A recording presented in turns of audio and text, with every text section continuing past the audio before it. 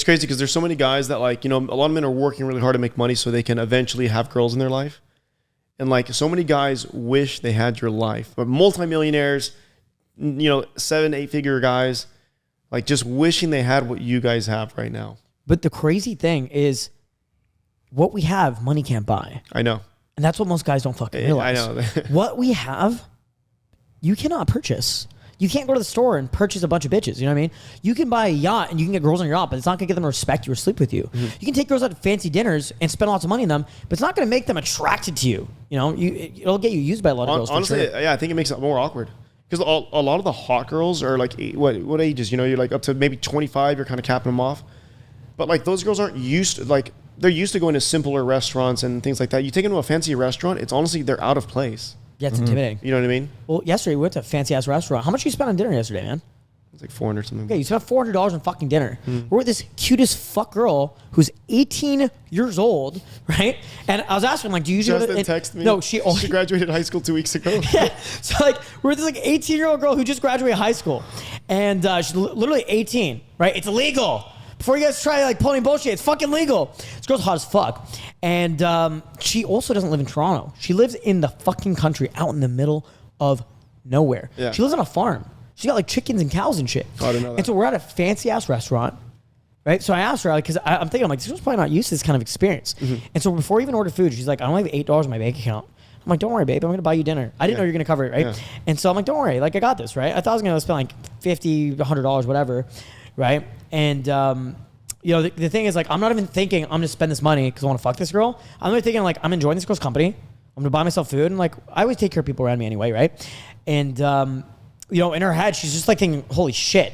I'm hanging, like, imagine what's going through the girl's head. Yeah, I mean, she's at 18, like, they get these cool experiences, dude. No, because I asked her later in the night, I'm like, this must be a really unique experience for you. You're hanging with, like, fucking dude who does, like, pictures for celebrities. You're hanging with, like, club promoter, YouTubers, millionaires and shit. It's like, this must be crazy. She's like, yeah, none of my friends are doing this, right?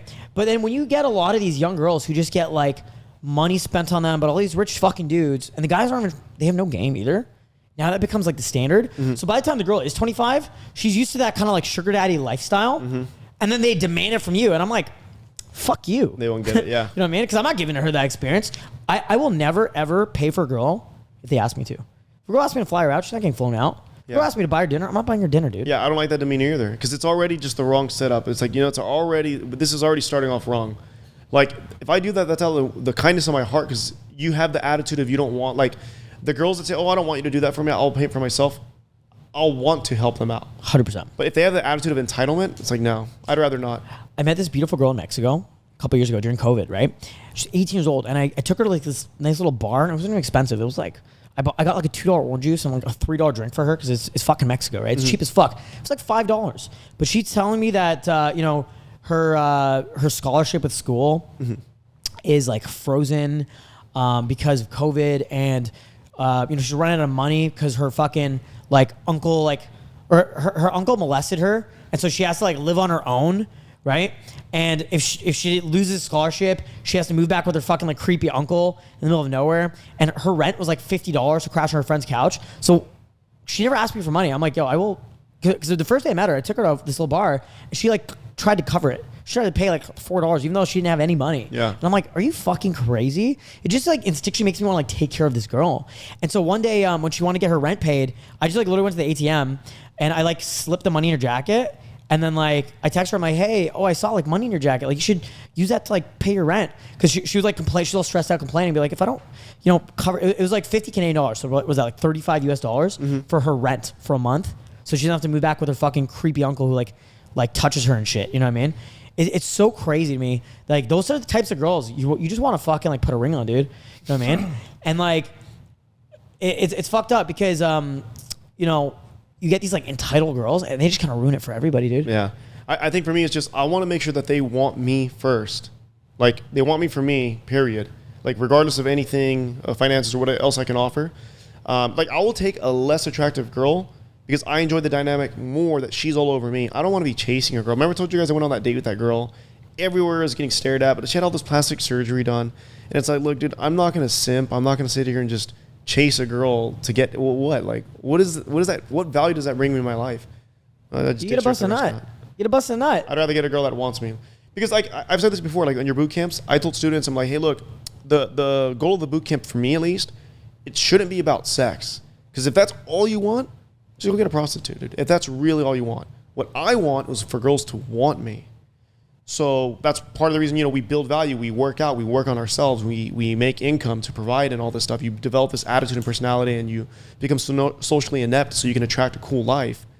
And that's what they should be that should be what they want to be attached to, not just what I can buy them. You know what I mean? So like that's always been my thinking. Like that's why girls will buy their own tickets and all that stuff. And it's just like, I'm not going to do it. But when they buy their own tickets, that shows that they're willing to do that. So then I'll spend money. I don't mind taking them out to eat and spending money on them. Like it's not even about the money. I just want to make sure the dynamic is that they want me for me. That's secondary. You know what I mean? It's awesome. And you get a lot of these like rich dudes who have no game. I know they ruin it. They ruin it. We were talking about this in Colombia recently, right? When they spend so much money on these girls and then that's their thinking now. Yeah. So Matt, you were getting tattoos when we were in Colombia and me and Luis were at the mall just running Daygame and fucking going on Tinder dates. And we were talking about how a lot of these like rich fucking dudes, like you see this in Tulum or in Miami, like all these fucking wealthy dudes, they're just spending all this money on these pretty girls, but they don't have fucking game. Like you got this guy who makes a bunch of money in crypto or maybe he's like some sort of investment banker or like real estate or something. And they have money, but they have no fucking game. And so they get into these high status soul circles where there's a lot of pretty girls. And so these girls just fucking use these guys. Mm-hmm. But now that becomes the standard of these women, right?